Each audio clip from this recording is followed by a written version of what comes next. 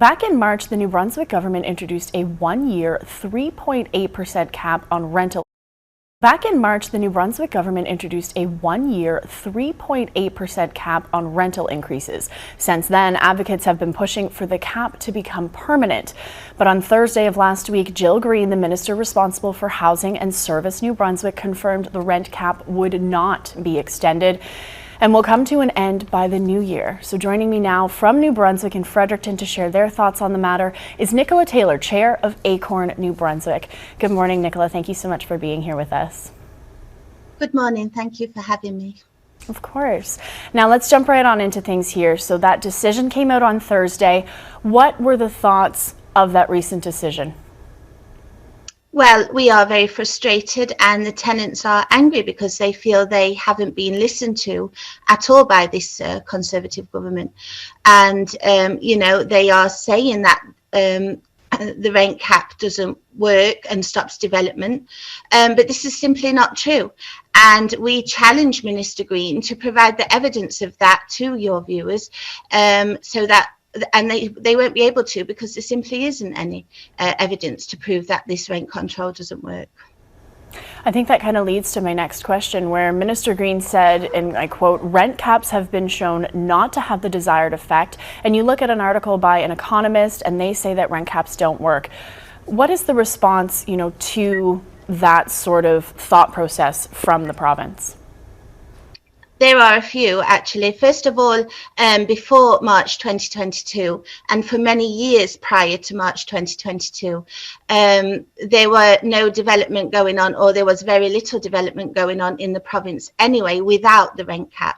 Since March 2022, we have started to see development going on in cities like Fredericton, and that is with the rent cap.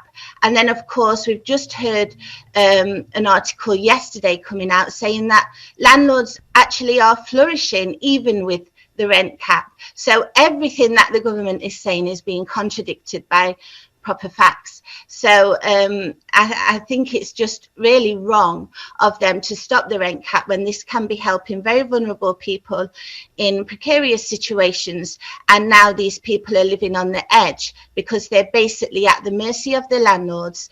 And if that landlord decides that he's going to raise the rent to a high increase that these people may not be able to afford, it can push people onto the streets.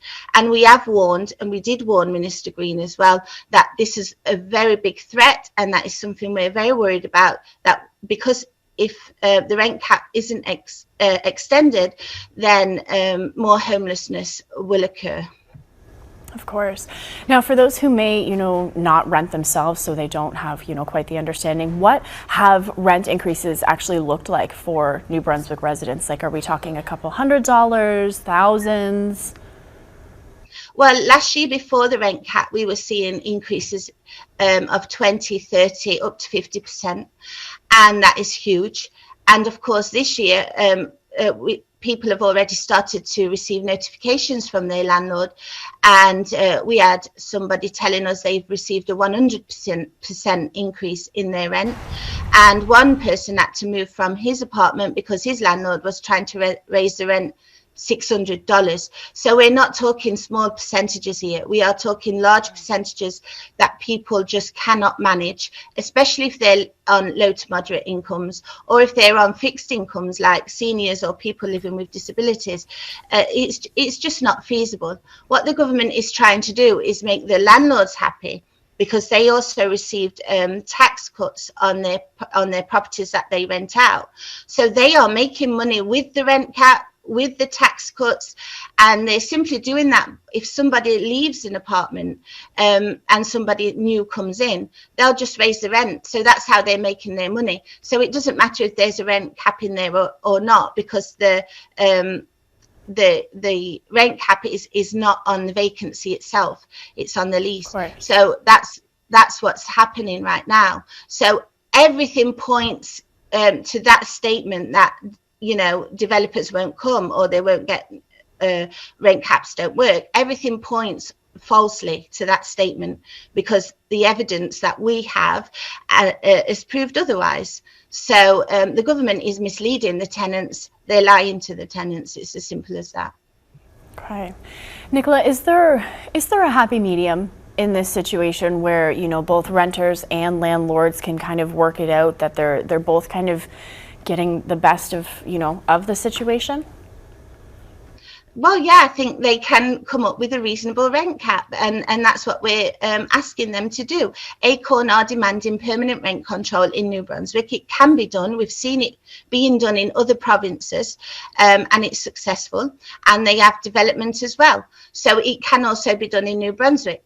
And we see from the article yesterday, and the statistics are coming from StatCan, that, you know, that landlords are still flourishing with a rent cap of 3.8%, which it currently is. So we're demanding a 2% rent cap. They'll still flourish under that as well. So there's just no excuse for the government to say no to this rent cap. They just want to make one specific group happy. And if you don't have money, and this is the message that renters and tenants who are vulnerable feel, they are not valued and their voices are not being heard. And that's the message loud and clear from this Conservative government.